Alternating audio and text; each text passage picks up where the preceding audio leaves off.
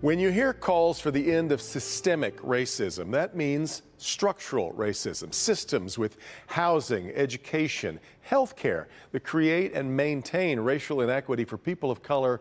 Another system that is included in all of that, of course, are prisons. The United States has the highest rate of incarceration of any country in the world, yet we represent only about 5% of the global population, but a whopping 25% of the prison population. Our Victor Williams shows us how the legacy of slavery and racism in this country contributed to this.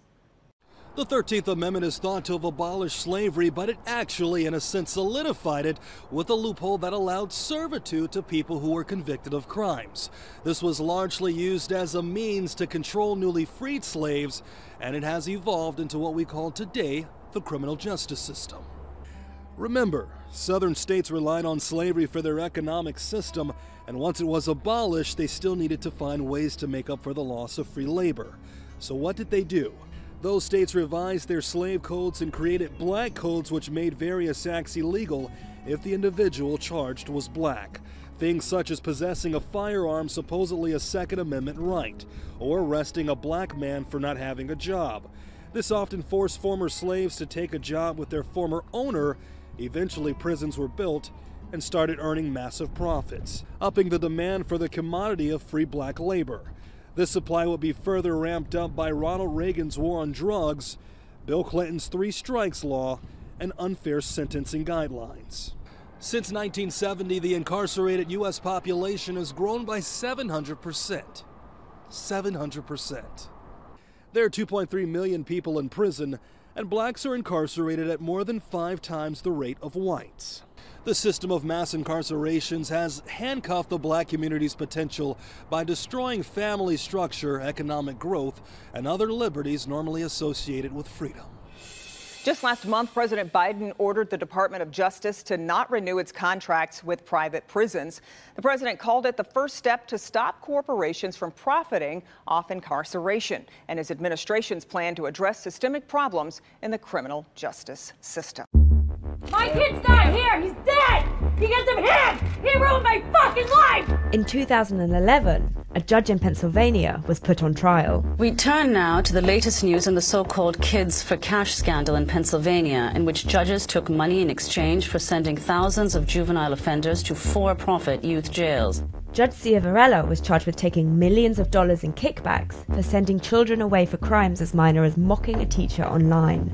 He said, well, I'm coming down to arrest her for making a MySpace page about her vice principal. The scandal was one of many plaguing an industry that has often sought profit over justice. Many who served in private prisons say officials had incentives to keep prisoners there rather than rehabilitating them. Today, the U.S. imprisons more people, both per capita and in terms of number of people incarcerated, than any other country in the world. African Americans are being incarcerated at nearly 5 times the rate of white Americans. We have more African Americans in this country under criminal supervision right now than all of the slaves in 1850. In a step to address racial inequity, President Biden signed an executive order in 2021 banning all private prison contracts by the federal government. This is the first step to stop corporations from profiting off of incarceration. But companies have found ways to continue profiting off the multi-billion-dollar industry. As the Trump administration continues to crack down on undocumented immigrants, the majority of them will be sent to detention facilities run by private companies. This industry has started to shift into what I like to call mass incarceration 2.0. In Los Angeles County, for example, in the last 6 years has increased the use of electronic monitors by 5,000%. I don't really like that I have cameras in my house. I don't like being recorded. So will the private prison ban lead to a fairer justice system? Justin, you're outside of your facility. You have permission to be away. I am not outside of my food zone. I was in bed and he just woke me up. Or has it provoked something altogether more sinister? We must wage what I have called total war against public enemy number 1 in the United States, the problem of dangerous drugs. In the 80s and 90s, the war on drugs and harsh sentencing policies meant the US prison population skyrocketed. Last year alone, over 10,000 drug criminals were convicted. Overcrowding in this 10-year-old prison is already a problem. 2 to a cell designed for 1. Private firms stepped in, offering to build more facilities and faster. I think we'll see the private sector saving the taxpayers a tremendous amount of money. But it wasn't long before they had problems. New questions are being raised tonight about the wisdom of turning public prisons over to private operators. It became apparent that, in many cases, profits were prioritized over the care of those housed inside. Private prisons raise a lot of the same issues that are raised in publicly run facilities. However, these issues are often exacerbated.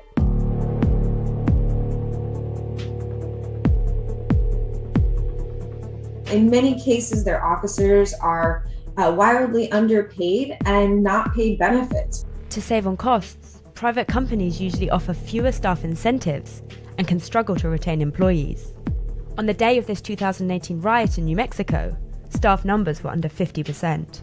With keys to the entire 40-man cell block and no guards, the inmates take control. There are only two ways to make money.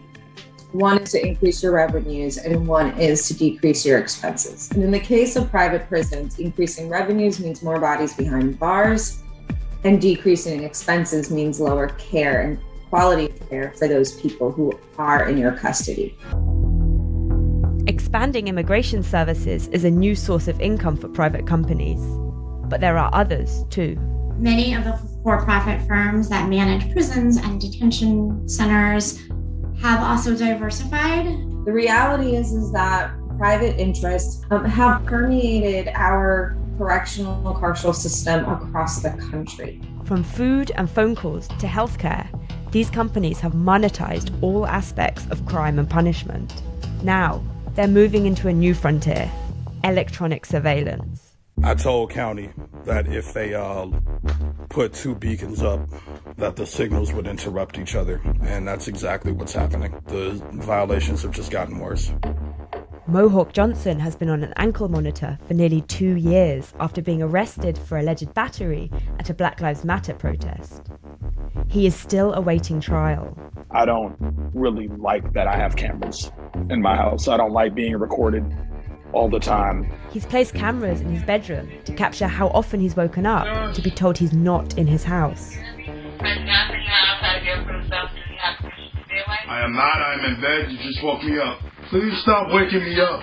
They call my actual leg monitor. It starts to vibrate and make a really loud noise. Mr. Johnson, did you move your beacon?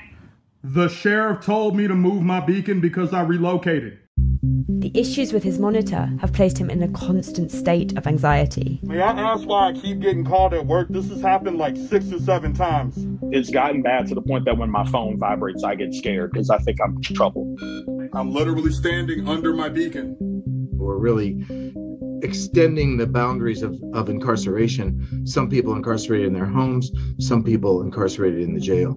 These firms don't just collect money from the government. They charge people for their own incarceration. In many cases, you're paying a daily fee to be on electronic monitors. And those would be $5, $10 a day, up to the highest I've seen is $47. Ankle shackles has emerged as a term for these devices. I've interviewed many Black people who have been on electronic monitors, and they repeatedly talk about when they look at their ankle, they think of a slave shackle. Space allowed for each man, 6 foot by 1 foot 6. For each woman, 5 foot by 1 foot 4. It's definitely a shackle. Like, they always frame it as if they're trying to rehabilitate people, but you can't really like trigger somebody's PTSD nonstop and then say that that's rehabilitative. We have never asked these firms to focus on rehabilitation. Our experiment with private prisons in the US has been a massive failure. Following the US's lead, in recent decades, other countries around the world have begun to experiment with privatization. Scores of refugee and migrant children who were held for months and even years by the Australian government at one of their refugee detention centers. Dozens of children still live in the camp's moldy tent. I think one thing that always concerns us in the United States is the international precedent that it sets. They've spread in a number of ways, particularly in the English-speaking world, in the UK, Australia, Canada and New Zealand. But as the US starts to question the influence of these companies, What happens if other countries don't? And my main concern going forward is not so much in developed countries, but in less developed countries where they might be persuaded to go down this road and end up regretting it later. On any given day in the United States, around 2 million people are being held in federal, state, local, juvenile, immigration, and other detention centers. But when you look at who comes under correctional control over a whole year, that number is closer to 10 million people, which is roughly the populations of New York City and Chicago combined. Now let's break that down. Of that nearly 10 million, more than 5.5 million people end up behind bars. 600,000 of those are sent to prison, and about 4.9 million of those are put in jail. Then there's the folks on probation and parole, which comes out to roughly 4 million people under supervised release. So how did we get here? Mass incarceration started in the 1970s with Richard Nixon's thinly veiled racist agenda known as the War on Drugs. Then Ronald Reagan took things a step further with his tough-on-crime policies. When he started his first term in 1981, the total prison population was a little more than 329,000 people. When he was heading out the door in 1989, it had nearly doubled to more than 627,000. Bill Clinton added fuel to the fire with his 1994 crime bill, which led to higher rates of incarceration and longer prison sentences. Marginalized communities felt the brunt of tough-on-crime policies then, and are still feeling it today. People of color make up a disproportionate amount of those incarcerated in comparison to the general population. For instance, in 2017, Black people made up around 12% of US residents, but accounted for about 33% of the US prison population. Comparatively, white people made up 64% of the population, but only 30% of those in prison. Also overrepresented behind bars are survivors of sexual violence. 86% of women in jail are survivors of sexual assault, and 77% report a history of intimate partner violence. Another perhaps overlooked issue is the number of older adults who are incarcerated. Despite older Americans being one of the least likely groups to recidivate, almost half of people serving life without parole are 50 or older. On the flip side are young people. On a given day, more than 48,000 youths are under correctional control outside their homes. The majority of these young people are in juvenile detention facilities, but around 4,500 youths were held in adult prisons and jails in 2019, putting them at a higher risk for sexual abuse. While the current structure upends the lives within its walls, the criminal legal system affects people on the outside too. Nearly half of all adults living in the US have had an immediate family member incarcerated for at least one night. That's approximately 113 million people. 1 in 4 has had a sibling incarcerated, 1 in 5 has had a parent incarcerated, and 1 in 34 people has had an immediate family member spend 10 or more years in prison. Clearly, mass incarceration is far-reaching in its impact, but is locking up millions of people keeping the country safe? The simple answer is no. There's ample evidence that higher rates of incarceration don't lead to lower rates of crime. This includes violent crime, which is often called upon as a justification for locking people up. Instead, reduction in crime has been explained by factors such as increased employment, higher wages, and improved graduation rates. In other words, investments in people, not jails and prisons, leads to a decrease in crime. Despite this evidence, the United States spends roughly $81 billion each year on mass incarceration, while programs investing in housing, healthcare, education, addiction treatment, mental health, and other initiatives proven to make people safer are vastly underfunded. The data is clear. Mass incarceration doesn't keep people safe, but public safety models that actually invest in the public do.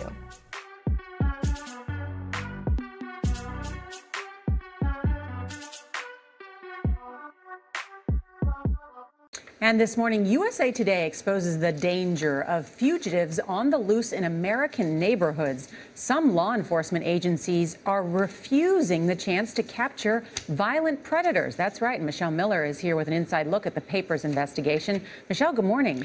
Good morning. Well, over the past 9 months, USA Today has been looking into the extradition policies of cities all over the country. From Philadelphia to Los Angeles, wanted criminals are crossing state lines and continuing to break laws. How? Cities have made the calculated decision not to go after them. Callie Morrow abandoned the Salem, New Jersey home she shared with her husband Roosevelt 9 years ago after finding him beaten to death inside. This is where he was laying. Right here. Right here. The person convicted of murdering her husband is Dwayne Slaughter, a man who had been charged with robbery and aggravated assault 5 years earlier in Philadelphia.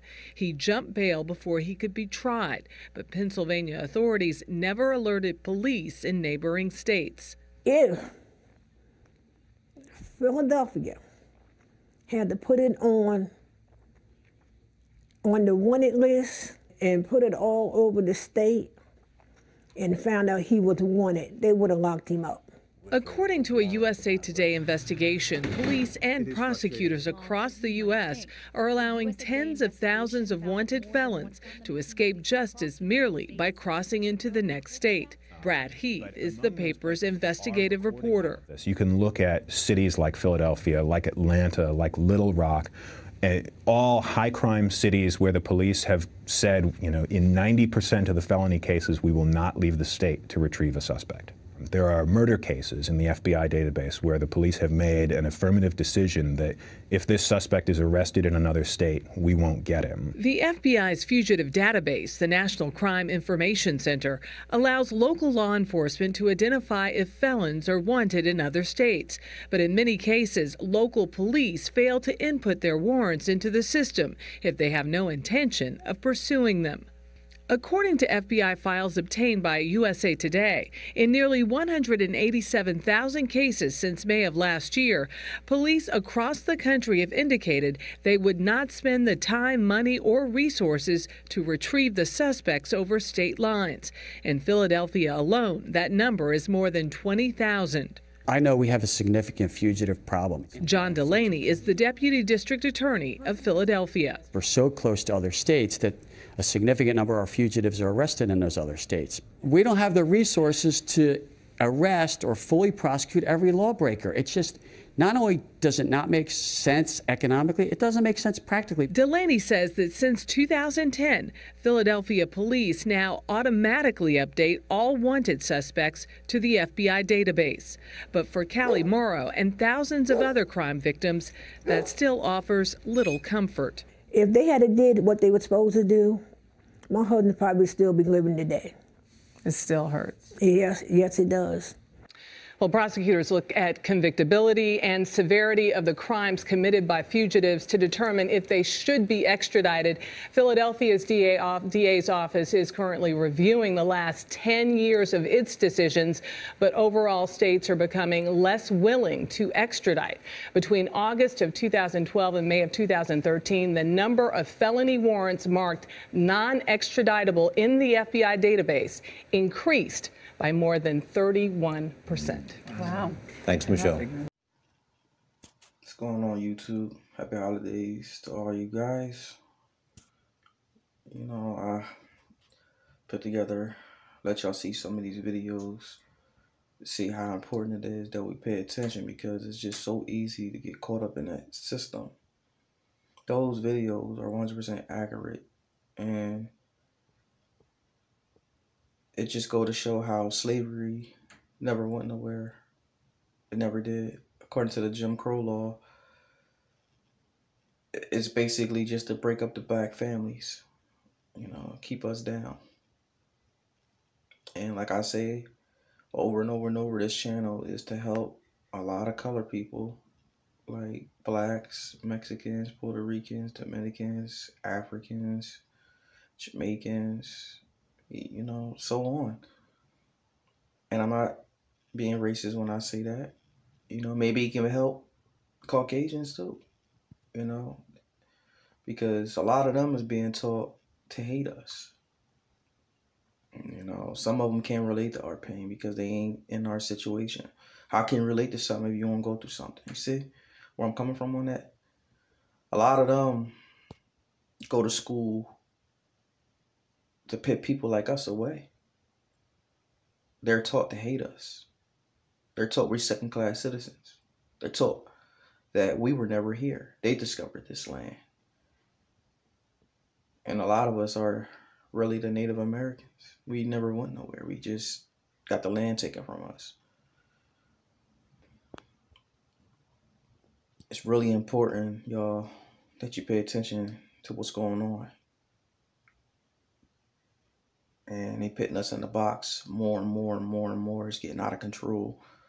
Those videos that I posted up, it's gotten worse, you know, because every time you turn around, it's either a family or a friend, even a female, are in jail. Probation, parole. That's to keep control of us. Slavery never went nowhere. And I also put together another video that when you do decide to go somewhere because you're accused of something, at least go 5 states over. Now, in my last video, I have discussed as far as if it's rape or homicide or manslaughter, that's a different situation. You know, that you got to get out of the country. You know, it's going to be really, really hard to lay low with a crime like that because they got something called a manhunt that they're coming for you. So something like that, you have to think it through. That's not an overnight thinking process. You got to put that together yourself, you know. But the best advice I can give you is, because you know your situation more than I do. You know the people around you more than I do. You know who you can trust more than I do. That's why I say you got to put that together and go with your instinct on that. But don't be signed into your email accounts if you have a crime like that. Don't tell people what you're going to do. You just have to if you have to, just go into Mexico. That's the closest way. That's the easiest way to get out of here. And just go from there, you know. Try to get some Mexican friends if you can. Maybe they can help you out. A bunch of them are in like Texas, California. Get to know people, and you ain't got to tell your business, but just they will understand. Like, look, I got to get out of here. Can you help me? You know, don't ever be afraid to ask for help, because sometimes they're in the same situation as you.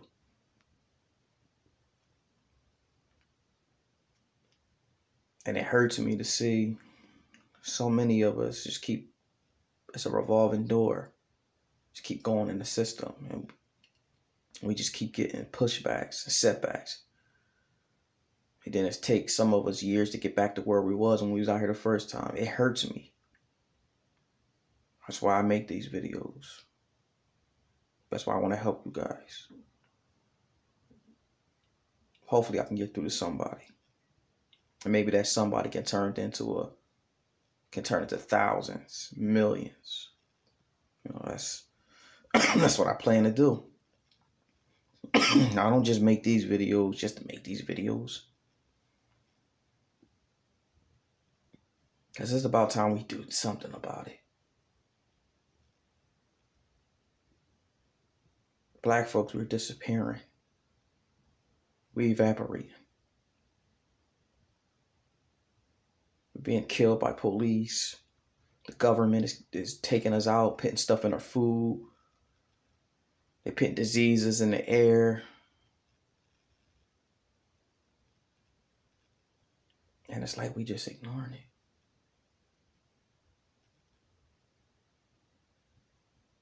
Gotta wake up.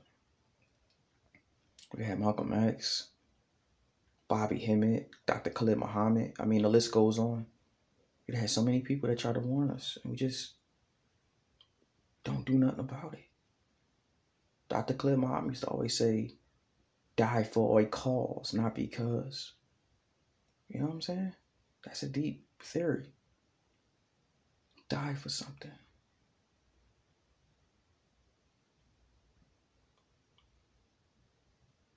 Hopefully we can all come together and we can fight this system. We need help fighting this beast, though. You know, because we don't have the armatry, you know, to fight the police, because they the biggest gang in America. Them, the CIA, the Army, Secret Service, the list goes on. They got the drones, the submarines, the battleships. They got so many ways they could take us out of here. And I understand the fear. But I do think we can, you know, we can fight them off. And if they see us fighting, some of them will join us. People respect people who fight for freedom. And history done proved that. I didn't want this video to be that long. You know, it's the holiday, enjoy it. We're going into 2023. Nothing's going to change. They're going to continue to hunt our asses down, lock us up. It's in the Jim Crow letter. They're going to continue to do that. So, before I end this video, if you are accused of a crime, like I told you, it's Commonwealth states. Go 5 states over, 6 states over. You know, if it's like robbery, armed robbery, burglary, theft, aggravated assault and all that, you can duck out for some years, you know. Go under the radar for some years. And God forbid if they do catch up to you some years later, the case would be so weak, you know. They won't even waste money or time for that. Don't spend all that money paying a damn lawyer when you're going to go to jail. Because you're already guilty in their eyes. They just toy with you to get your money, to get you in that system, you know, so they can make even more money off you. They're not in a rush to, because when they get you in there, they ain't in a rush to release you. They're looking at it like that's money going out the door. You got to think like how they think. And a lot of people may disagree. Oh, no. Why would I run and I could beat the case? All right, well, go ahead and take the risk. Go ahead and take the risk. Why they throwing plea bargains at you?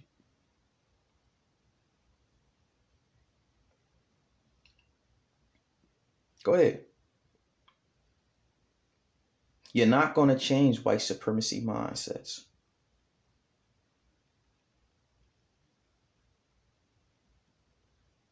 We runaway slaves in this country. That's all we are.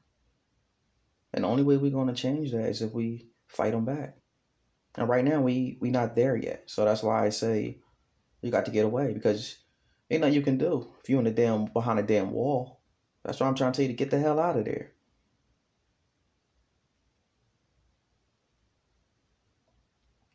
And I put together another video on, you know, how to survive out there if you can survive, because everybody ain't built for that.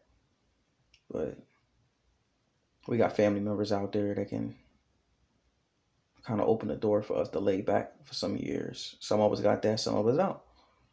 And if you got to defend for yourself, you got to come up with a plan. You know, easy said and done. But yeah, I'm gonna get up out of here, y'all. And be aware of your surroundings. And if you do find out that them people are looking for you, lay low. Like, comment, share, subscribe. Let me know in the comments, you know, if you liked this video, what you disliked about the video. Just let me know your concerns, and we can prepare for the next video to do better. All right? Take care, y'all.